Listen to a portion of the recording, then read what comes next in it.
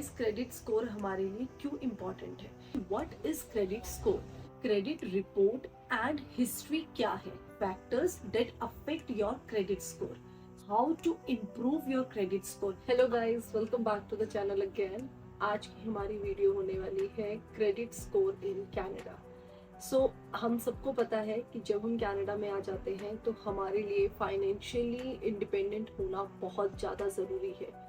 तो उसमें सबसे इम्पॉर्टेंट चीज़ जिसका हमें ध्यान रखना है दैट इज़ क्रेडिट स्कोर. तो गाइज, इस वीडियो के अंदर हम लोग डिस्कस करेंगे कि ऐसे कौन कौन से पॉइंट्स हैं जो आपके क्रेडिट स्कोर को इन्फ्लुएंस करते हैं और कौन कौन सी ऐसी टिप्स हैं जो आपको ध्यान में रखनी है अपने एक अच्छे क्रेडिट स्कोर को मेंटेन करने के लिए. तो वीडियो के आखिर तक बने रहना एंड हम सबके लिए जानना बहुत ज़रूरी है अगर हम कनाडा आने की प्लानिंग कर रहे हैं या फिर हम कनाडा में ऑलरेडी हैं. So without wasting time, let's begin the video. So guys, credit score हमारे लिए क्यों इम्पोर्टेंट है? गाइस, हमारे एक छोटे से सिम कार्ड के खरीदने से लेकर गाड़ी खरीदने से और आपके घर खरीदने तक की जर्नी के अंदर ये बहुत ही इम्पोर्टेंट रोल प्ले करता है. अगर आपको कोई भी चीज़ खरीदनी है तो आपकी क्रेडिट हिस्ट्री वहाँ पर चेक होती है और इसके ऊपर अगर आपका क्रेडिट हिस्ट्री बहुत अच्छा है तो आपका सारा रेट ऑफ इंटरेस्ट उसी चीज़ के ऊपर डिपेंड करता है. सो गाइस, हम लोग स्टार्ट करते हैं फर्स्ट पॉइंट से. सो लेट्स अंडरस्टैंड कि what is credit score. Credit score आपका एक 3 डिजिट नंबर है कनाडा के अंदर, जो कि आपका bureau of credit in Canada एक फाइनेंशियल इंस्टीट्यूशन से डेटा कलेक्ट करके क्रिएट करती है.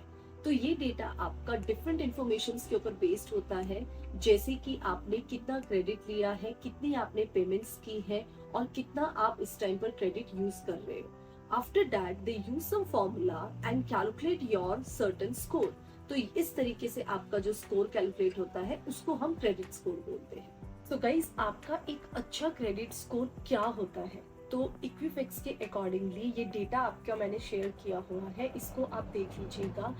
यहाँ पर बहुत क्लियरली आपको मेंशन किया हुआ है कि अगर आपका क्रेडिट स्कोर 725 टू 759 है तो that comes under the category of very good credit score. And अगर ये 760 एंड अबव है तो ये बहुत ही एक्सीलेंट कंडीशन में आता है. अब अगर आपका क्रेडिट स्कोर, मैं बाकी की बात नहीं करूंगी गाइस क्योंकि वो बिलो द एवरेज काउंट होता है, बट अगर आपको ऑल द क्रेडिट प्रोडक्ट्स के लिए अपने आप को अनेबल करना है या आपको बेस्ट रेट डिमांड करने हैं मार्केट में, तो आपको अपना मिनिमम क्रेडिट स्कोर जो मेंटेन करना होगा वो इन्हीं 2 कैटेगरीज में मेंटेन करना होगा.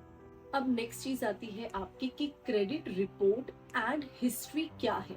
सो गाइज, ये दोनों डिफरेंट टर्म्स हैं. क्रेडिट रिपोर्ट आपकी जनरेट होती है जो कि आपकी क्रेडिट ब्यूरो ही जनरेट करके आपको देती है, जिसमें आपके आउटस्टैंडिंग बैलेंसेस, आपके पेमेंट्स और आपका कितना क्रेडिट अमाउंट बचा हुआ है एंड अदर इंफॉर्मेशन सारी की सारी इंक्लूडेड होती है.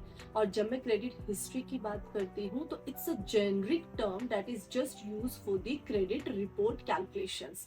सो आप अपने क्रेडिट रिपोर्ट्स जो है अपने बैंक्स के थ्रू या अपने ऑनलाइन पोर्टल यूज करके इवैल्यूएट कर सकते हैं. So now let's discuss about the factors that affect your credit score.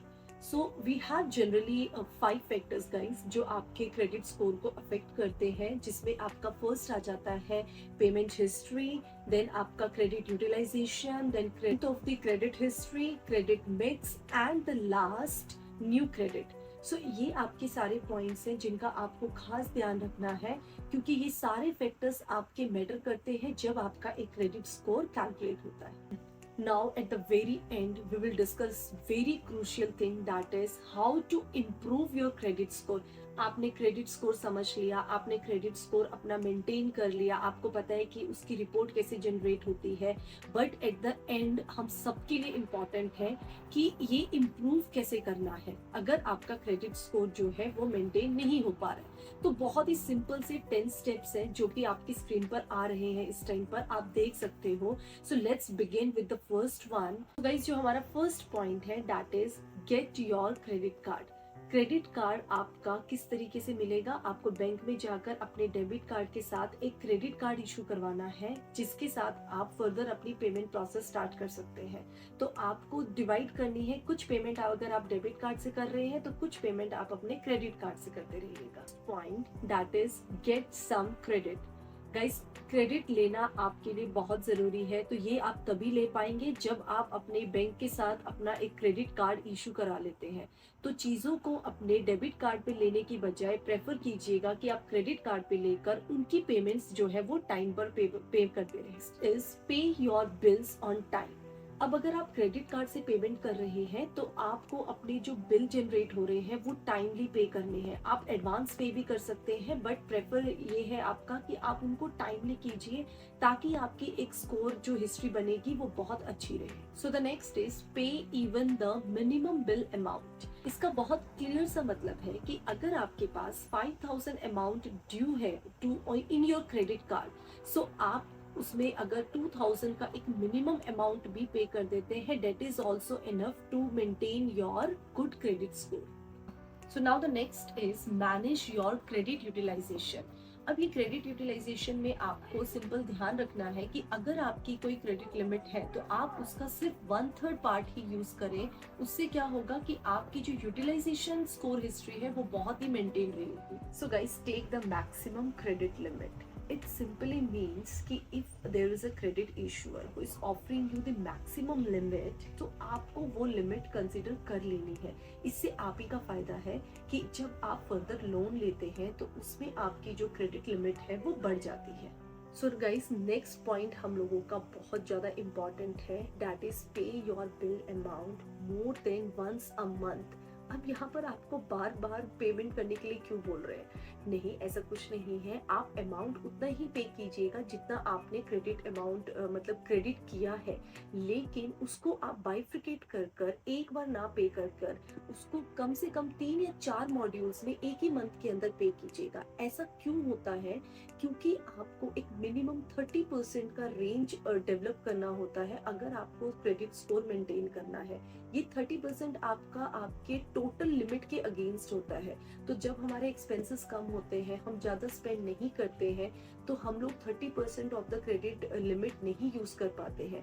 तो इस चीज को मेंटेन करने के लिए एक आपके पास सब्स्टिट्यूट है कि आप अपने मंथ के अंदर बिल अमाउंट को बाइफ्रिकेट करके मैक्सिमम नंबर्स में पे कीजिए। Now the long time credit accounts are good.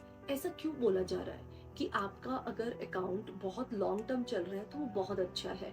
Guys, अगर आपके पास ओल्ड अकाउंट है और आप न्यू अकाउंट खोलने की कोशिश कर रहे हैं, किसी और ब्यूरो के साथ आप शिफ्ट हो रहे हैं, तो अपना ओल्ड अकाउंट मत बंद करो, क्योंकि जितना लंबा आपका अकाउंट ड्यूरेशन होगा उतना ही अच्छा आपका क्रेडिट स्कोर मेंटेन होगा। आपका जो लास्ट पॉइंट है, that is monitor your credit reports. ये बहुत ही ऑब्वियस पॉइंट है कि आप क्रेडिट कार्ड यूज कर रहे हैं और आपकी यूटिलाइजेशन आप मॉनिटर नहीं कर रहे हैं, तो that can be a bad impact on your credit score and in your overall financial terms. तो आपको टाइमली अपने जितने भी क्रेडिट कार्ड है उनकी रिपोर्ट्स जनरेट करनी है, उनको फॉलो करना है और अपना मेंटेन कैसे करना है, इन सारे पॉइंट्स पर फोकस करते हुए उसको बैलेंस करना है। सो एट द एंड गाइस, मैं आप लोगों को यही बोलूंगी कि अपने क्रेडिट स्कोर को मेंटेन कीजिए। एंड आई होप इस वीडियो के अंदर आपको बहुत हेल्प मिली होगी कि उसे किस तरीके से मेंटेन करना है और किन किन पॉइंट्स का ध्यान रखना है। तो प्लीज इस वीडियो को अपने रिलेटिव्स, अपने नोन में जितना ज्यादा शेयर कर सकते हैं उतना कीजिए, ताकि सबको एक इन्फॉर्मेशन मिल सके। एंड जिन्होंने चैनल सब्सक्राइब नहीं किया है वो प्लीज सब्सक्राइब कर लीजिए, because I always do lot of search and research on these information. और जिन्होंने सब्सक्राइब कर लिया है वो बेल आइकन का बटन प्रेस कर दीजिए, जिससे आपको नोटिफिकेशंस आते रहेंगे। तो मिलते हैं नेक्स्ट वीडियो में, तब तक के लिए take care, do subscribe, like and comment, bye.